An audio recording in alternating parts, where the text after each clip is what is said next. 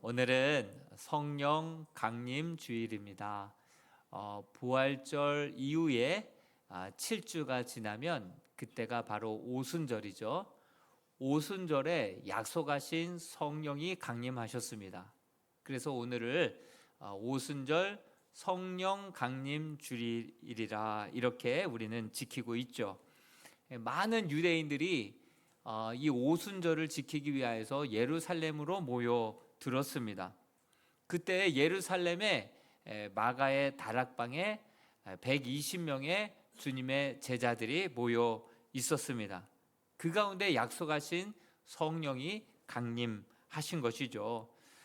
성령 강림 주일을 맞이하여서 우리는 성령에 대한 말씀을 좀 여러분들과 함께 나눕니다. 왜냐하면 우리가 성령에 대해서 너무 과장되게 알고 있거나 너무 축소되게 알고 있어서 그렇습니다.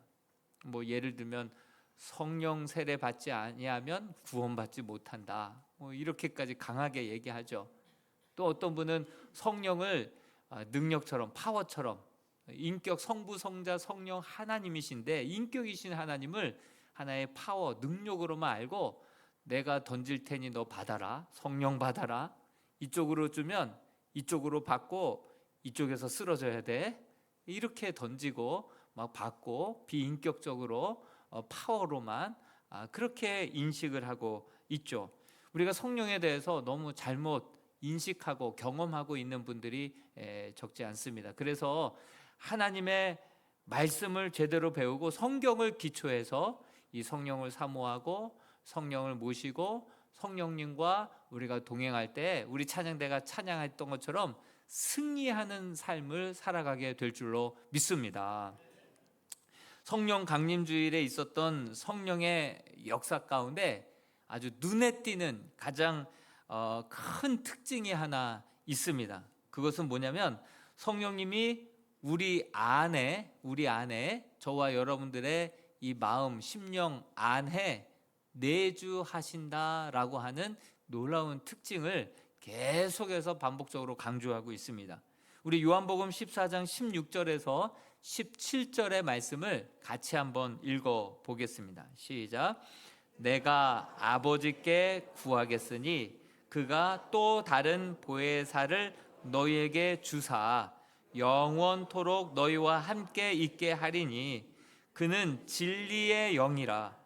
세상은 능히 그를 받지 못하나니 이는 그를 보지도 못하고 알지도 못함이라. 그러나 너희는 그를 아나니 그는 너희와 함께 거하시며 또 너희 속에 계시겠음이라. 아멘. 세상은요 성령을 듣지도 못하고 알지도 경험하지도 못한다. 그러나 너희는 알고 있지 않느냐?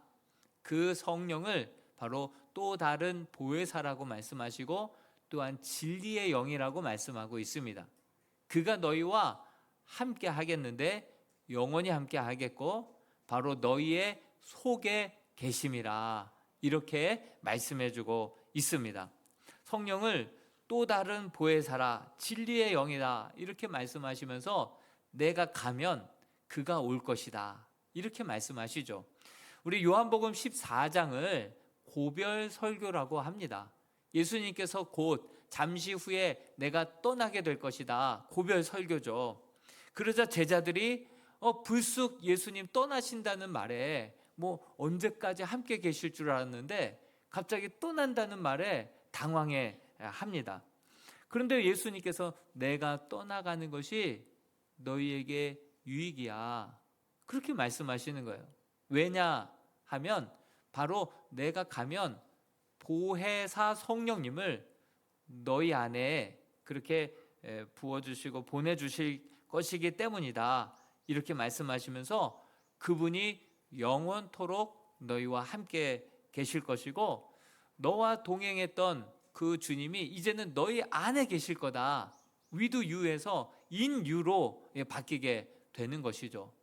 여러분 예수님이 육신을 입고 이 땅에 오셔서 우리와 함께 한다면 이곳에 계신다고 한다면 저곳에는 안 계시죠. 육신을 입고 오셨기 때문에 주님은 제한을 받으시죠. 이곳에 나와 함께 계시면 저곳에, 저 지구 반대편에 다른 사람과는 함께 있지 않죠.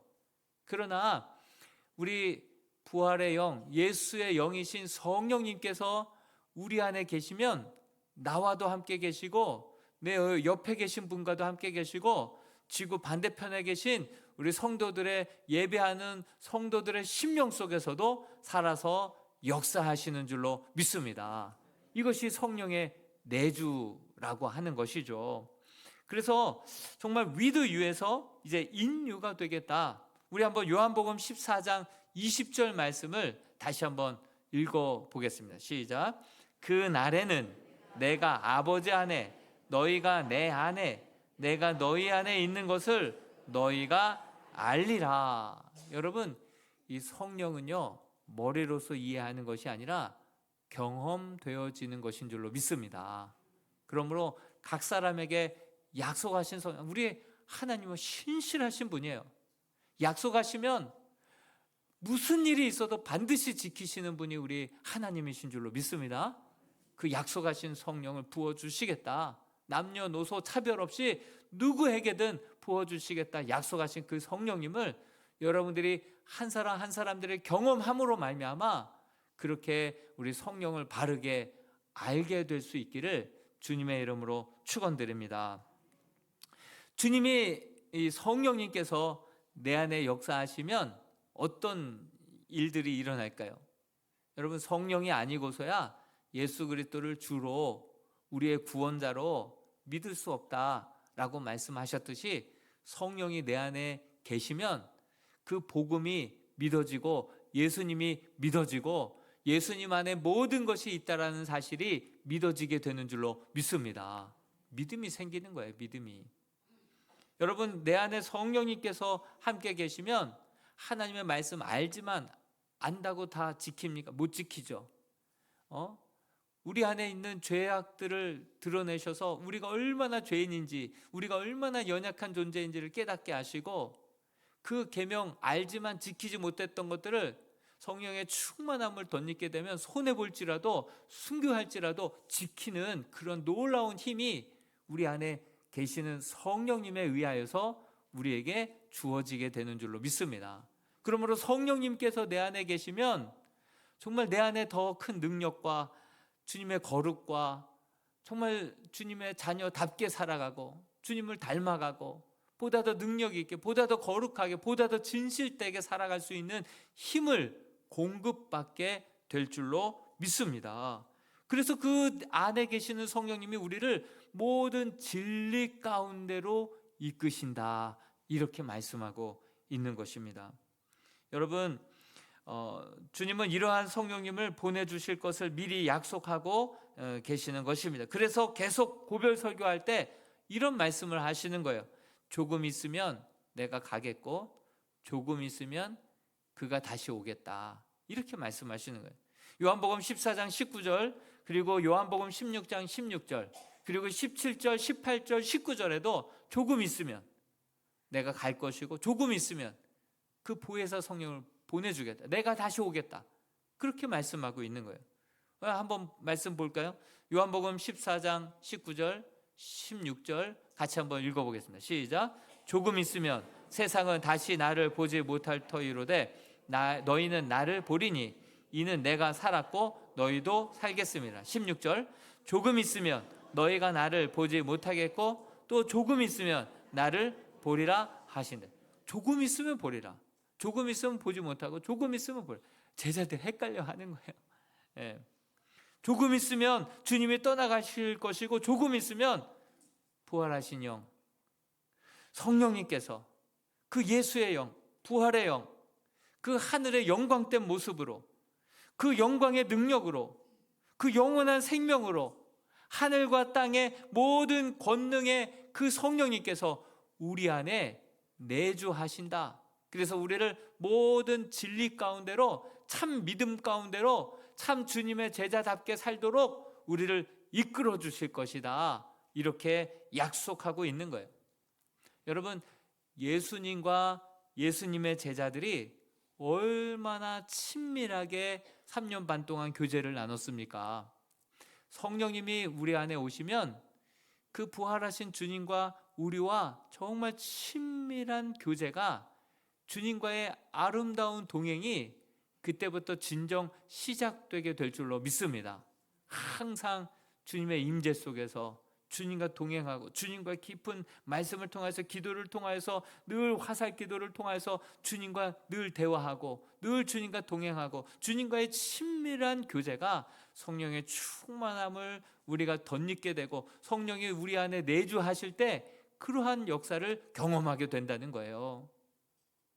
여러분, 성령님께서 내 안에 계시면 성령님께서 기뻐하시는 것, 나도 왠지 기뻐하게 돼 있고 그것을 따라가게 돼 있어요. 성령님이 내 안에 계시면 예전에 그냥 죄인 줄 모르고 먹고 마시고 행했던 모든 것들이 순간 맛이 변해버리는 거예요. 그런 마음을 싹 걷어가 버리시는 거예요. 왜 그렇습니까? 성령님이 내 안에 계셔서 주님이 좋아하는 것 좋아하게 하시고, 주님이 싫어하시는 것 싫어하게 하시면서 우리의 삶을 하나님의 뜻 가운데로, 진리 가운데로, 구원 가운데로, 생명 가운데로 이끄시고 계시기 때문에 우리가 그것을 경험하고 있는 줄로 믿습니다. 가끔 성령의 강한 감동이 있어서 그것을 순종하지 않았더니 나중에 큰 일을 겪게 되고, 성령의 감동이 있어서 바로 순종했더니 놀라운 이래서 하나님이 이런 감동을 주셨구나 깨닫게 되면서 이제 성령의 사람은 순종의 사람으로 변화되게 되어 가게 되어 있다라고 하는 사실이죠.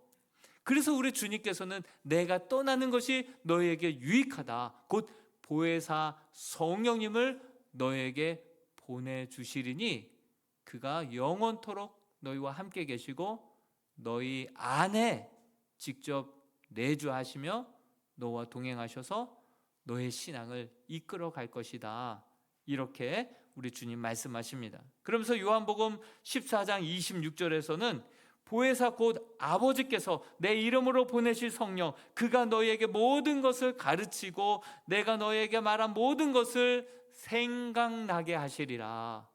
우리 성령님께서 우리 안에서 우리에게 교훈하시고 가르치시고, 또 언제라도 들었던 거, 배웠던 거, 우리가 읽었던 거, 깨달았던 거 꼭 필요한 순간에 생각나게 해주시는 분이 우리 성령님이신 줄로 믿습니다. 그분은 우리 안에서 모든 것을 가르치시고 생각나게 하시고 교훈하시고 깨닫게 하시고 돌이키게 하시고 우리 안에 있는 죄악들을 드러내게 하시고 하나님의 뜻을 깨닫게 하시고, 그래서 우리로 하여금 구원받은 자녀답게 살아가고 열매 맺게 살아가게 하고, 뿐만 아니라 앞으로 영원한 기업을 물려받을 하나님의 상속자답게 살아가게 결국에서야 만들어주시는 분, 오늘보다 내일이 더 주님을 닮아가게 만들고 거룩하게 만들고 성화시켜 나아가시는 분이 성령 하나님의 고유의 사명이고, 그분이 우리를 반드시 구원하실 목적대로 우리를 바꾸어 가실 분이 우리 성령님이신 줄로 믿습니다. 그분을 여러분들 영접하셨습니까? 그분이 내 안에 계십니까? 그분으로 성령 충만하십니까? 그것을 너희가 믿을 때 성령을 받았느냐? 바울이 그것을 계속해서 묻는 거예요. 성령의 있음직도 경험도 하지 못했다고 했을 때 그 바울이 꼭 가서 안수기도 해주시고 함께 뜨겁게 나와서 기도할 때 성령이 바람처럼 불처럼 우리 마음 가운데 충만하게 임할 때 내 의지로는 안 되고 알아도 안 되고 정말 내 의지로는 안 되지만 성령 하나님은 모든 것을 가능케 하시는 분이 성령 하나님이신 줄로 믿습니다. 그분이 우리를 진리 가운데로 이끄신다는 거예요. 언제까지 우리 안에 계신다고 말씀하고 있습니까? 영원토록 너희와 함께 있게 하리니 하면서 요한복음 14장 16절에 영원토록 그분이 우리와 함께 하신다 말씀하십니다. 여러분, 영원토록이라는 말에 우리는 너무나도 큰 구원의 감격을 가져야 됩니다.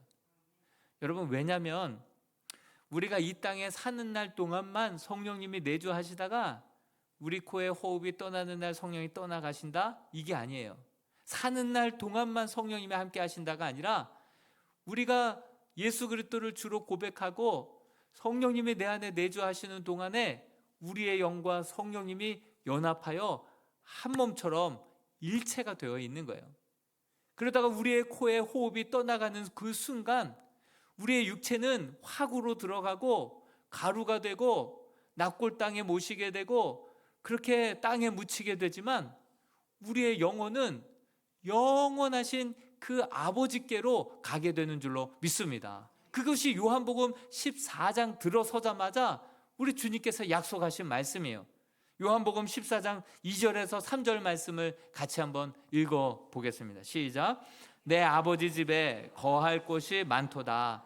그렇지 않으면 너희에게 일렀으리라. 내가 너희를 위하여 거처를 예비하러 가노니 가서 너희를 위하여 거처를 예비하면 내가 다시 와서 너희를 내게로 영접하여 나 있는 곳에 너희도 있게 하리라. 영원토록 우리와 함께 계시는 분이 우리 성령 하나님이신 줄로 믿습니다. 그분이 길과 진리와 생명이 되셔서 우리로 하여금 아버지께로 이끌어 가신다, 이렇게 말씀해주고 있는 것입니다. 성령님이 내주하여 계시고 우리와 영원토록 분리할 수 없다는 그 사실이 우리에게 영원한 소망을 가져다 준다라고 하는 사실이죠. 뿐만 아니라 모든 사람이 죽으면 한 사람도 예외 없이 하나님의 심판대 앞에 서게 되어 있습니다. 그런데 그 보혜사 성령님의 그 헬라어 원어를 보면 그분에 대한 이름의 뜻이 여러 가지가 있어요. 그분은 우리의 헬퍼가 되신다, 카운셀러가 되신다, 우리의 변호사가 되어주신다, 뭐 여러 가지 뜻으로 번역이 돼요. 이것은 무엇입니까? 성령님께서 우리 안에 계시면 그만큼 다양한 역사들을 이루어 가실 줄로 믿습니다. 그 중에 중요한 하나의 사역이 있는데 우리의 대변인이 우리를 변호해 주시는 그런 역할을 해주시는 분이 성령님이다 말씀하고 있습니다. 그분이 우리의 대변인이 되어 주실 때 그 하나님 앞에서의 그 심판 때는 우리에게는 구원의 날이요, 상급의 날이요, 천국 가는 천국 입성의 날이 되는 줄로 믿습니다. 여러분, 그것을 우리 성령님께서 우리를 대신해서 대변해 주신다는 거예요. 여러분, 이 자리에서 저 뒤에 스크린에 제 아들, 딸이 있는데 아들, 딸 딱 여러분들에게 만약에 소개한다고 한다면 제가 무슨 할 말이 있겠습니까? 뭐 게으르고 방 안 치우고 연약하고 참 부모가 입장에서 대화하려고 들어가면 싸우고 나오고 참 연약하죠. 부족하죠. 그렇지만 자기가 연약하기 때문에 더욱더 주님을 믿는 거예요. 그거 한 가지는 제가 알겠어요. 자기가 연약하고 부족하다는 거, 많이 미흡하다는 거 본인들도 잘 알고 예수를 잘 믿을 때 부족하고 연약해도 예수 그리스도의 공로 힘입어 하나님의 자녀가 되고 구원받게 되는 줄로 믿습니다. 성령이 그걸 보증해 주시는 거예요. 하나님 앞에 섰을 때 얘 의지도 약하고 결단한 대로 살지 못하고 여전히 숨어서 그렇게 넘어진 곳에서 또 넘어지지만, 그렇지만 자기가 더 연약할수록 더욱더 그렇게 주님을 그렇게 더 굳게 붙잡았던 그러한 자라 내가 보증한다고. 예수 그리스도의 이름으로 우리가 하나님 앞에 나아갈 수 있지, 우리가 아무리 예수 그리스도의 공로 없이 우리의 의로 우리의 행위로 하나님 앞에 설 수 있는 자 한 사람도 없는 것이죠. 그렇기 때문에 이 성령님께서 하나님 앞에 섰을 때 우리의 변호사가 되어 주신다라는 것, 내가 그 속에 있어 봐서 알아. 그가 연약하게 더욱더 주님을 의지했고 더욱더 하나님을 그렇게 갈망했었다고. 그거 내가 보증한다고. 그렇게 변호할 때 우리가 하나님의 나라에 들어가게 되고 영원토록 그와 함께 누리게 될 줄로 믿습니다. 이 성령님께서 우리의 변호가 되 주신다는 거예요. 요한복음 15장 26절 말씀 같이 한번 읽어보겠습니다. 시작. 내가 아버지께로부터 너희에게 보낼 보혜사 곧 아버지께로부터 나오시는 진리의 성령이 오실 때에 그가 나를 증언하실 것이요. 이 증언은 변호하실 것이라는 거예요. 우리를 대변해 주시고 변호해 주실 분이라는 거예요. 요한일서 2장 1절 말씀도 같이 한번 읽어보겠습니다. 요한일서 2장 1절입니다. 시작. 나의 자녀들아, 내가 이것을 너희에게 쓰면 죄를 범하지 않게 하려 함이라. 만일 누가 죄를 범하여도 아버지 앞에서 우리에게 대언자가 있으니 곧 의로우신 예수 그리스도시라. 여러분, 또 다른 보혜사가 바로 성령 하나님이신 줄로 믿습니다. 성도가 죄를 범했습니다. 살려두면 정의가 망가집니다. 그렇다고 그를 죽여버리면 하나님의 사랑이 그렇게 깨지지 않습니까? 이것이 하나님의 딜레마예요. 이것을 예수 그리스도의 십자가 사랑으로 그렇게 온전히 해결해 주신 줄로 믿습니다. 그래서 예수님께서 우리의 죄값을 다 뒤집어 쓰시고 짊어지시고 예수님이 대신 죽으신 거예요. 그래서 그 십자가 위에서 하나님의 공의, 죄인은 반드시 죽는다. 예수님이 대신 죽으셨고 어떤 죄인도 하나님은 사랑하신다. 예수 그리스도를 통해서 하나님의 딜레마가 온전히 해결된 것입니다. 그러나 그 사실을 믿는다 하더라도, 내가 믿었다 하더라도 여러분들, 우리의 삶이 어떻습니까? 여전히 예수 그리스도를 믿고 하나님의 자녀가 되었는데 믿는 대로 살지 못하고, 아는 대로 살지 못하고, 다짐한 대로 살지 못하고, 개가 토하였던 것 또 다시 먹는 것처럼 자빠지고 또 실수하고 넘어진 곳에서 또 넘어지고 있는 우리들의 모습을 보지 않습니까? 그럴 때 하나님께서 우리를 고아와 같이 내버려 두지 아니하시고 우리의 변호사 되시는 보혜사 성령님을 우리에게 보내주셔서 그분이 우리 안에 내주하시면서 죄를 지었을 때는 그 죄를 드러내시고, 내가 무슨 자격이 있다고 깔아앉을 때는 아니야, 너는 누가 뭐라 그래도 하나님의 자녀야. 우리를 다시금 높여주시고, 잡은 손 절대로 하나님은 놓지 않아. 너를 고아와 같이 버려두지 않아. 그 성령님께서 교통하심을 통하여서 우리의 죄를 회개하게 하시고 하나님의 의를 이루게 하시고 하나님의 기뻐하시는 하나님의 자녀답게 살아가게 만들어주시는 그 역할을 보혜사 성령님께서 지금도 살아서 우리 안에서 역사하시고 정말 우리를 놀라운 진리 가운데로, 구원 가운데로 이끌어 주실 줄로 믿습니다. 예수 그리스도를 통해서 칭의, 의롭다함을 받았어요. 그러나 여전히 죄된 습관을 가지고 있는 거예요. 그래서 또 다른 보혜사 성령님을 통하여서 우리를 성화시켜 나아가시는데 당신의 명예를 걸고 우리를 주님의 자녀답게 열매 맺게, 정말 그리스도를 닮아가게 만들어 가시는 분, 지금도 우리 안에서 살아서 역사하시는 보혜사 성령님의 구원 사역인 줄로 믿습니다. 그분이 하나님 앞에 서는 날 여전히 부족해도, 여전히 실수가 많았어도 그분이 우리의 변호사가 되어서 우리를 고아와 같이 버려두지 않고 끝까지 책임져 주시는 분이 성령 하나님이시다. 우리의 보증 되신다. 변호사가 되신다. 이렇게 말씀해 주고 있습니다.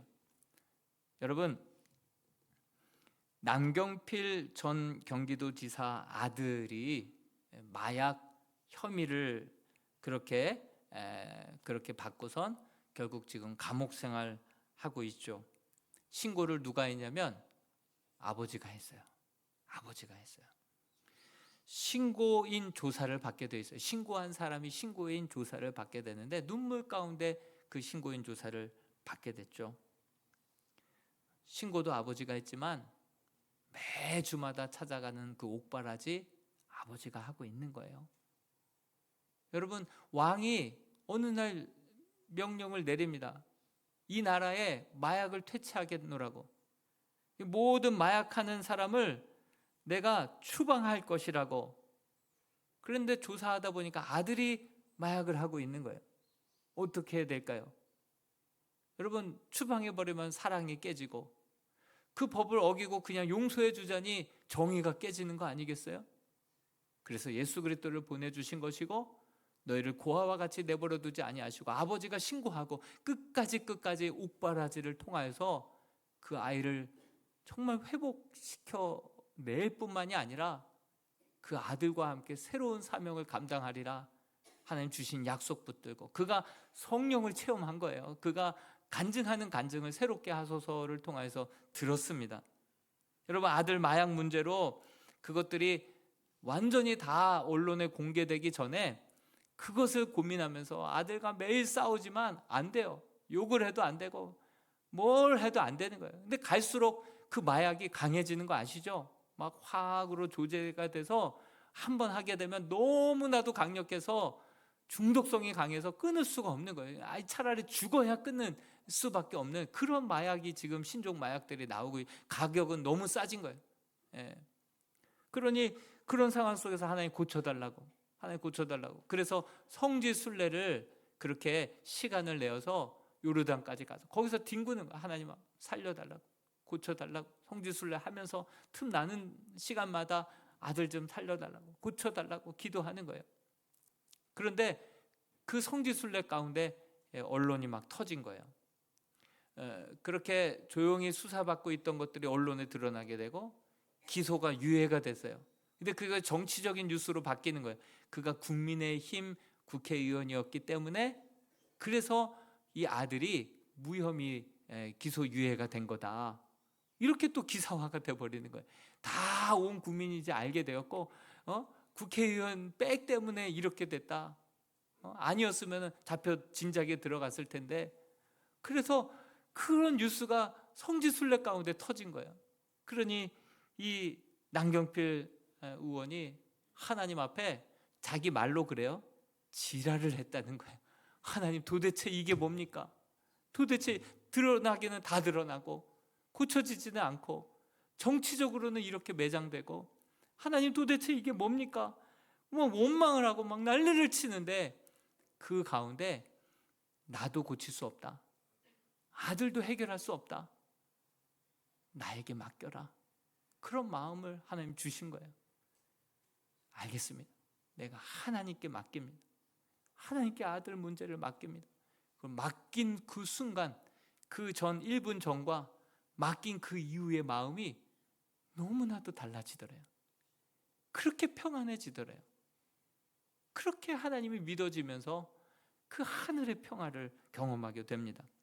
그리고 더 이상 일정을 함께 할 수 없어서 양해를 구하고 그리고 비행기 타고 오는데 그날이 주일이어서 목사님 설교 말씀을 들으면서 왔다는 거예요. 예배를 드리면서 왔다는 거예요. 비행기 안에서. 근데 그때의 말씀이 오병이어의 말씀인 거예요. 오병이어의 말씀.